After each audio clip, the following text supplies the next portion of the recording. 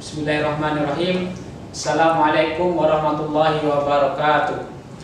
Bagaimana kabar teman-teman semuanya? Bertemu kembali bersama Pak Fikri di sini dalam rangkaian Semarak Ramadan SD Anak Mas, khususnya serba-serbi Ramadan. Nah, alhamdulillah teman-teman, kita sekarang sudah berada di penghujung Ramadan. Nah, sekarang kita juga sudah bersama Ustadz Fauzi. Assalamualaikum Ustadz. Waalaikumsalam warahmatullahi wabarakatuh. Bagaimana kabarnya Ustadz? Alhamdulillah. Alhamdulillah Ustadz ya. Nah, Ustadz, waktu saya kecil itu ketika Idul Fitri ini saya sangat senang Ustadz, karena bisa pakai baju baru, ada banyak makanan, kemudian juga bisa sholat di lapangan beramai-ramai Ustadz. Nah, Ustadz, sebenarnya hal-hal apa aja sih yang harus kita lakukan di Idul Fitri ini yang sesuai dengan tuntunan Rasulullah SAW? Barakallahu fiik. Ya. Jadi ya, Idul Fitri itu adalah kembali ya, berbuka sebenarnya.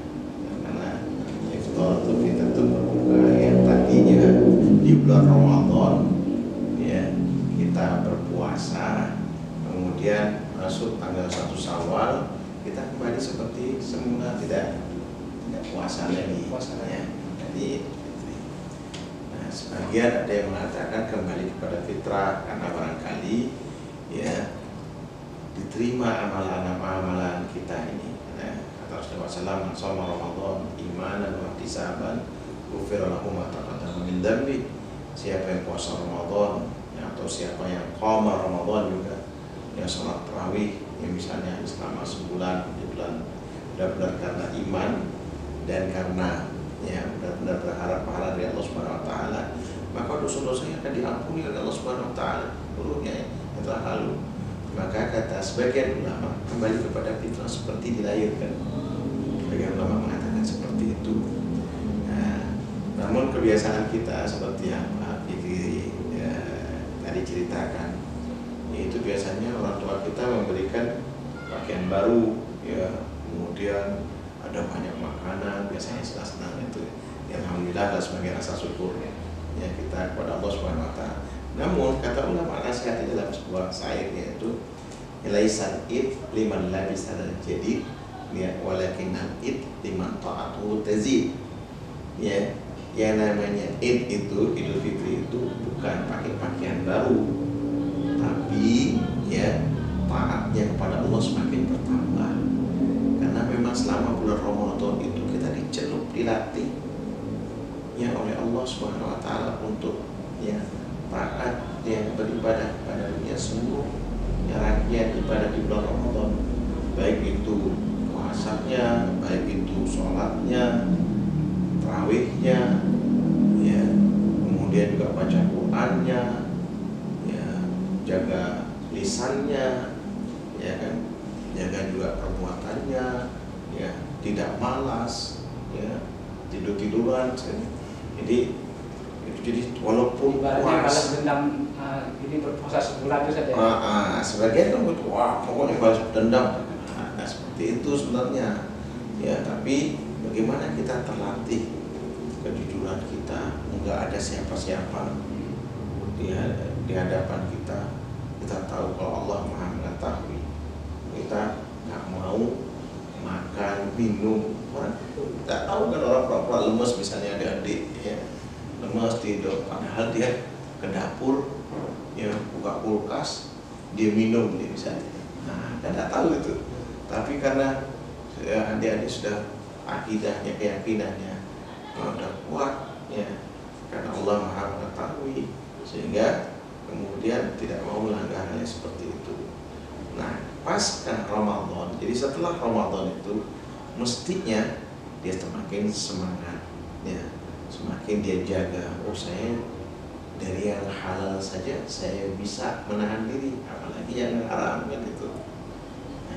Nah itu diantaranya tentang makna daripada Idul Fitri itu.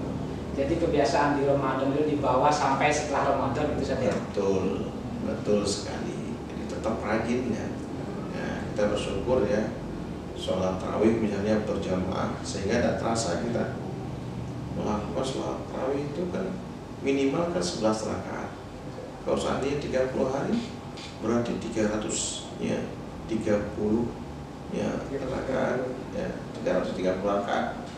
Nah coba jadi bulan-bulan lain ya, bisa tidak kita lakukan seperti itu sepanjang malam ya, setiap hari? Berat nih. Kenapa? Karena memang kalau dikerjakan apa-apa saja, kalau dikerjakan berjamaah itu terasa ringan. Coba aja kalau puasa sunnah sendiri misalnya, ya kan berat ya. Kita mau puasa Senin dan Kamis berat sekali. Tapi karena kewajiban puasa itu untuk seluruh orang yang mengaku ya, beragama Islam, seluruh dunia serentak puasa, jadi terasa ringan. Dan semuanya yang lagi puasa kan gitu. Bahkan kita malu ya kalau kita sendiri orang Islam tidak puasa. Nah itu. Jadi makanya ya, dan kadang-kadang kita juga berbangga diri. Ada non muslim lihat kita, ya ini kita kan kelihatan non muslim kok. Ini anak-anak yang Islam ini kuat-kuat walaupun dia puasa. Walaupun masih kecil saja. Walaupun masih kecil. Makanya teman-teman tuh bangga aja dengan orang Islam itu. Ya, dia harus menunjukkan jangan kemudian lemas gitu. Nah, ketika sudah melewati 30 hari atau sebulan penuh bulan Ramadan ini, lulus diberikanlah oleh Allah ya kebahagiaan di Idul Fitri tersebut. Kembali berbuka itu artinya kembali. Ya. Ustaz, kita lihat ketika suatu lapangan ini ada banyak sekali orang-orang, Ustaz. Ada ibu hamil, ibu yang punya anak kecil juga diajak anak kecilnya, dan bahkan perempuan haid pun ikut sholat di lapangan ini, Ustaz. Nah, melihat kejadian ini, apa sih hukumnya sholat id ini, Ustaz? Barakallahu fiik. Sholat id ini adalah hukumnya wajib ya. Sebagian ulama mengatakan wajib, sebagian lagi mengatakan sunnah muakkadah. Sunnah yang sangat ditekankan ya, yang beralasan dengan hukumnya wajib ini yaitu karena kalau ketemu ya hari Jumat juga merupakan hari raya pekanan dalam sepekan bagi umat Islam ya. Makanya itu juga ya, kata Rasulullah dalam hadis, kalau ketemu dua id, hari Jumat dan hari ya, raya Idul Fitri atau Idul Adha, maka boleh ya tidak melaksanakan ibadah Jumat ya. Ada mencukupkan bagi yang sudah sholat id Idul Fitri ya, boleh dia nanti di rumah dia hanya sholat dulu. Cuma biasanya masjid-masjid tetap dibuka untuk bagi yang melaksanakan sholat Jumat. Jadi dia boleh pilih. Boleh pilih saat itu saja. Boleh pilih, ya, boleh pilih. Mau sholat duhur atau sholat Jumat di masjid boleh, ya boleh dia. Makanya di sini makanya ulama mengatakan, ya wajib dia hukumnya sholat id itu. Dia sebagian lagi mengatakan apa? Sholat itu hukumnya sunnah muakkadah, karena yang wajib itu hanya 5 waktu itu, dan sholat Jumat sunnah muakkadah karena id adalah ini. Nah, tapi ya saya cenderung mengatakan itu wajib. Ya, wajib. Makanya kenapa? Ya semua kaum muslimin ya dianjurkan untuk yang pergi ke lapangan. Ya, anak-anak yang juga ya wanita yang mungkin punya halangan ya, atau ya ibu-ibu yang baru melahirkan itu kan nggak sholat semestinya. Kan tidak sholat ya kan nifas itu kan. Kenapa dianjurkan sebagai bentuk syiar? Ya, syiar. Maksudnya umat Islam sekarang lagi berbahagia diberikan kesempatan oleh Allah untuk melaksanakan ibadah Ramadan sebulan penuh, ungkapan kebahagiaan sebagai rasa syukur pada Allah, yaitu sujud di tanah lapang beramai-ramai. Jadi ya sekali lagi ini kebahagiaan itu bukan pesta pora, tapi bentuk ibadah sujud ya di tanah lapang untuk beramai-ramai ya melaksanakan ibadah ya sholat Idul Fitri atau Idul Adha. Nah ini ya. Ustaz, kan sekarang ini masih pandemi, Ustaz ya. orang-orang masih dilarang untuk berkumpul-kumpul Ustaz. Nah, bagaimana dengan sholat idnya yang seperti ini Ustaz? Dan kita juga ketahui bahwa sholat id ini afdolnya di lapangan. Barakallahu fiik. Ya, teman-teman sekalian, memang sholat id itu yang paling utama adalah di lapangan. Ya, bahkan ini merupakan anjuran Rasulullah SAW punya masjid Nabawi. Ya, tapi beliau ya mengajak para sahabat untuk ke sebelah kanan Masjid Nabawi. Ya, kita menghadap kiblat ya, ke kanan. Ya, sekarang terkenal dengan Masjid Gamama. Gamama itu artinya awan, karena setiap muslim sholat id itu awan itu tebal untuk melalui Rasulullah SAW. Ya, setiap sholat id setiap terjadi di tanah lapang itu. Nah, makanya anjuran yang paling utama adalah di tanah lapang. Di tanah lapang. Kenapa di tanah lapang? Tidak terjadi khilaf juga kalau seandainya wanita yang haid berhalangan bisa tetap hadir, bisa tetap hadir, ya, jadi kan seperti itu ininya. Yang nifas pun tetap hadir bisa di tanah lapang. Nah, itu tidak ada khilafnya. Nah, sekarang masalahnya adalah ya mana yang lebih utama antara masjid dengan tanah lapang misalnya gitu. Ya, yang lebih utama adalah tanah lapang, kecuali musim hujan bisa dialihkan ke masjid, ya, masjid yang besar ya, untuk menampung jamaah yang lebih besar. Ya. Nah, ini pilihan juga. Ya. Sekarang juga di Mekah, di Madinah juga seperti itu, karena masjidnya sudah diperluas, tambahnya jamaah itu, makanya sekarang di Masjid Nabawi bukan lagi di Masjid Nabawi itu tanah lapang, di Masjid Nabawi aja. Nah, itu sebagai sholat idnya seperti itu. Nah, permasalahan sekarang ini di musim pandemi ini, saya juga belum tahu sampai sekarang ini. Kalau tahun kemarin kan kita karena belum tahu bagaimana cara mengatasinya ya untuk menangani COVID-19 ini, maka anjuran pemerintah kan ya yaitu di rumah untuk sholat ya, di rumah masing-masing. Tapi sekarang ini alhamdulillah kita nggak tahu, yang penting ya, pakai masker, kemudian sterilisasi, yang menjaga jarak, yang kemudian sering cuci tangan. Ya, sudah tahu kita penanganannya. Dan insya Allah tahun ini mudah-mudahan tidak hujan, ya kita bisa melaksanakannya di tanah lapang. Kalaupun sekarang di tanah lapang kadang-kadang terbatas kepada Ustaz begitu banyak kan di mana-mana. Ya, bisa mungkin juga di masjid atau di beberapa rumah-rumah penduduk yang punya halaman luas, dibuat juga. Nah, ya, atau juga kalau memang sekarang ada sebagian orang kekhawatiran ya terpapar COVID-19, silakan di rumah. Afdolnya atau utamanya tetap di tanah lapang. Bagaimana yang dicontohkan oleh Rasulullah SAW. Itu sekarang pakai protokol prokes itu, protokol COVID-19, yaitu tetap jaga jarak. Mudah-mudahan kita dijaga kesehatannya oleh Allah Subhanahu Wa Taala. Ya, itu yang paling utama. Jangan sampai kemudian terjadi kluster baru, Rasulullah kena COVID, jangan sampai seperti itu nanti. Ya, jadi nanti teman-teman sekalian kasih tahu yang lainnya, ya, yaitu ya tetap jaga jarak, kemudian cuci tangan, pakai masker, jangan lupa.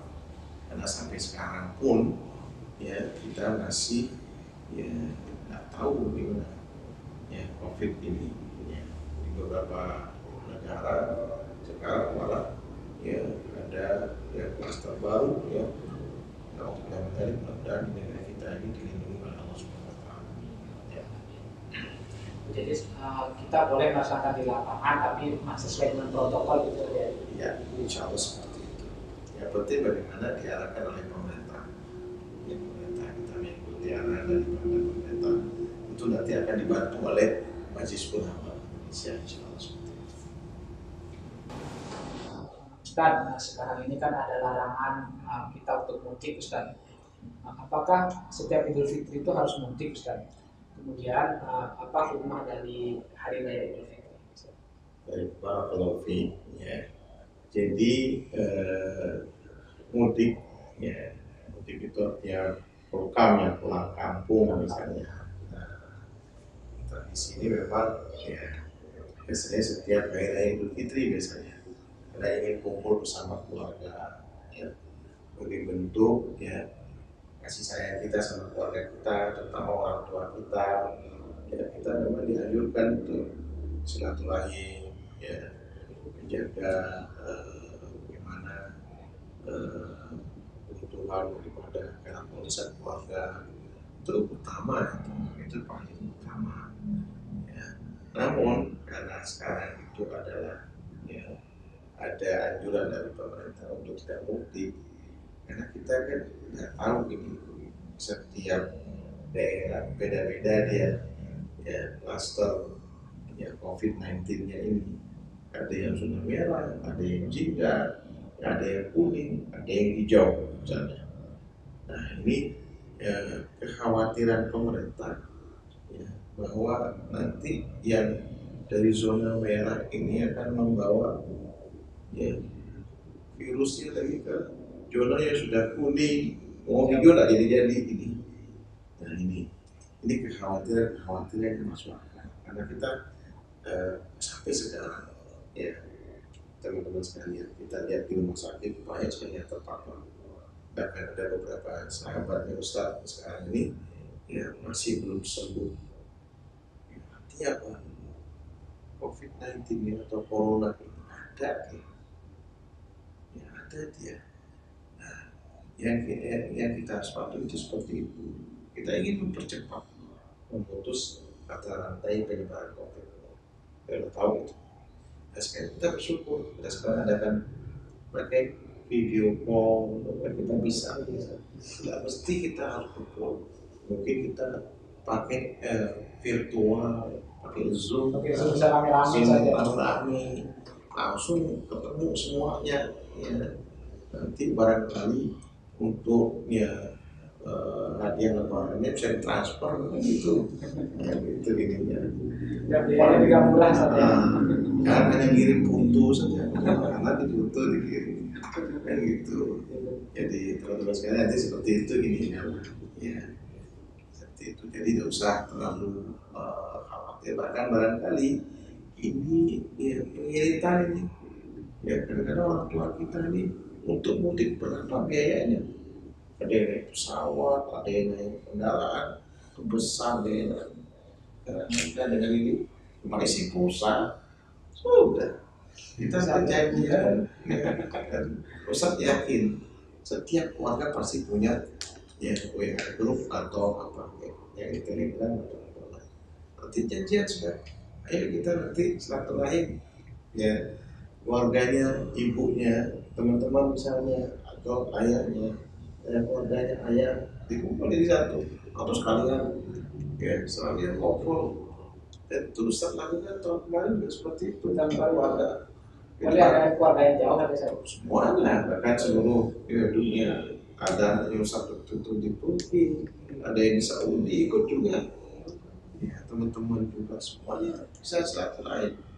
Tetap bahagia Ustaz. Tetap bahagia walaupun tidak apa namanya selibat langsung ya, tapi ya kita terobati dengan seperti itu. Dan apa di antara juga hikmahnya kita ya, barangkali selama ini ada ucapan yang kurang berkenan. Kita kan bukan orang yang manusia yang sempurna. Kita kadang-kadang menyakiti orang tua kita, orang disuruh kita ngambek misalnya, orang tua kita sakit. Nah sekarang ada waktunya yang paling baik, waktu Idul Fitri itu lah ya, waktu bermaaf-maafan misalnya. Jadi istilahnya kosong-kosong ya, ya, dan melupakan semua ya, apa yang pernah bikin jengkel, martel dan sebagainya. Apalagi sama saudara, teman-teman, adik-adik semuanya, apalagi sama kakak sama adik ya. kita ini bermanfaat. Itulah annakum tashkurun, bersyukur pada Allah dengan cara bentuk seperti itu. Ya, karena memang di ayat-ayat puasa itu, ya, itu ada ya beberapa tujuan. La'allakum tattaqun, la'allakum tashkurun, la'allakum tasudun, la'allakum tattaqun. Ya, ini dua kali ya agar kalian bertakwa. Maksudnya hati-hati dalam menjalankan hidup. Agar kalian bersyukur ya, kita ini alhamdulillah masih diberi nikmat walaupun pandemi seperti ini. Ya, kita bersyukur walaupun tidak mudik, kita masih ada. Ya, kita tidak kebayang kalau zaman dulu tidak boleh mudik, wah gimana itu? Nggak bisa kumpul. Dalam materi bisa Terus Allah biar semua ada kita mendapat bimbingan. Jadi waktu pertemuan virtual itu jangan hanya ketawa-ketawa saja, barangkali ada kakek kita, nenek kita yang bisa memberikan nasihat sebagai motivasi buat kita. Ya, mudah-mudahan. Nah itu diantara tujuan daripada ibadah Ramadan, Idul Fitri, dan semua terangkum dalam sentra silaturahim tersebut. Walaupun masih ya virtual yang diizinkan, ya itu dan seperti itu. Alhamdulillah, Pak Fikri dan teman-teman semuanya hari ini sudah mendengarkan penjelasan tentang Idul Fitri dan hikmah-hikmahnya. Semoga Idul Fitri ini menjadi Idul Fitri yang bermakna dan Allah mengampuni dosa-dosa kita semuanya. Nah, Ustadz, jazakumullah khairan atas waktunya. Semoga antum dalam keadaan sehat dan Amin. Allah Subhanahu wa taala. Jadi teman-teman, apabila akhiri, Assalamualaikum warahmatullahi wabarakatuh. Waalaikumsalam.